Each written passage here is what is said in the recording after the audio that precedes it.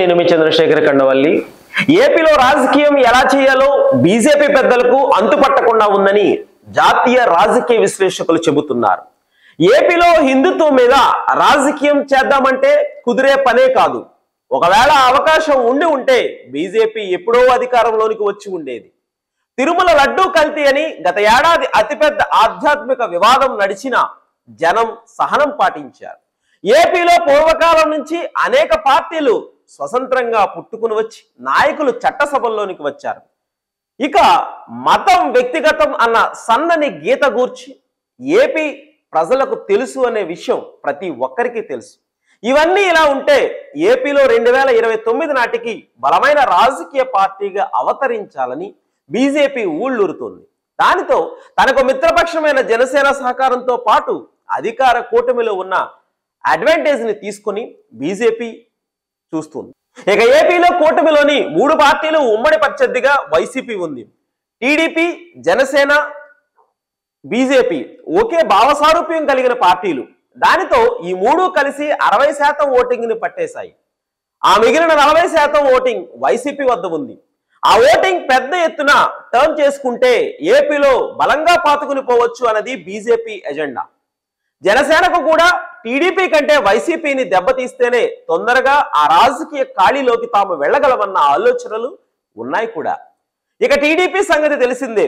YCP ప్రత్యర్థిగా బలంగా ఉంటే రాజకీయంగా తమ పనులు సాగవు అనే అభిప్రాయంతో ఉంటుంది. పైగా జనాలు తమిళనాడు ఆనవాయితీని అనుసరిస్తే ఎంత బాగా పాలించినా కూడా ఓటమి తప్పదన్న లెక్కలు ఉన్నాయి.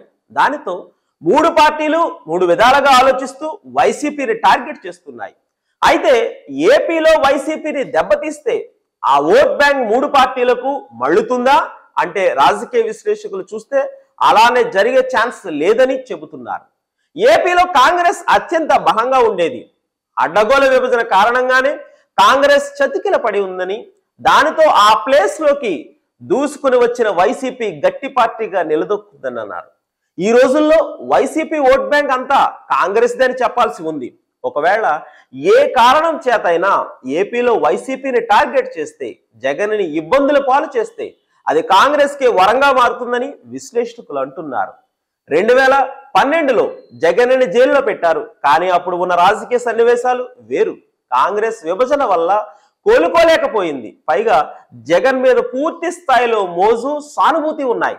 వైఎస్ఆర్ కుటుంబం అంతా ఏకమై జనంలోనికి వచ్చి పోరాడింది కూడా. దానితో వెల్లువలా ఎమోషన్స్ పడ్డాయి. ఫలితంగా వైసీపీ స్ట్రాంగ్ అయింది. ఈసారి జగన్ని అరెస్ట్ చేస్తే వైసీపీలో ఆయన లేకుండా పార్టీని ఎవరు లీడ్ చేయగలరు అనేది ఒక చర్చగా ముందుకు వస్తుంది. అదే సమయంలో కాంగ్రెస్ కి ఒక మంచి అవకాశంగా ఏపీ మారవచ్చని అంటున్నారు. తెలంగాణలో కాంగ్రెస్ సర్కారు ఉంది.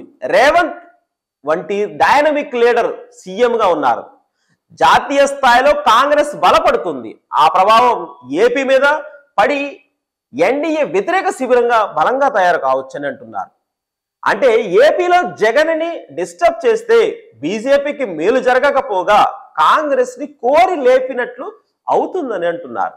ఏపీలో లిక్కర్ స్కామ్ విషయంలో సిబిఐ ఈడీలను రంగంలోకి దించుతారు అన్న చర్చ కూడా సాగుతున్న నేపథ్యంలో జగన్ విషయంలో బీజేపీ పెద్దల ఆలోచనలు ఏంటి అన్నది కూడా అంత ఆలోచిస్తున్నారు. మరోవైపు చూస్తే తనకు రాజకీయంగా లాభం లేకపోతే బీజేపీ ఎందుకు పొలిటికల్ గా బిగ్ ఆపరేషన్ కి రెడీ అవుతుంది అన్న సందేహాలు కూడా ఉన్నాయి. మొత్తానికి అయితే ఏపీలో జరిగే పరిణామాలు జాతీయ స్థాయిలోనూ పెద్ద కుదుపులను తెస్తున్నాయని విశ్లేషకుల అభిప్రాయం.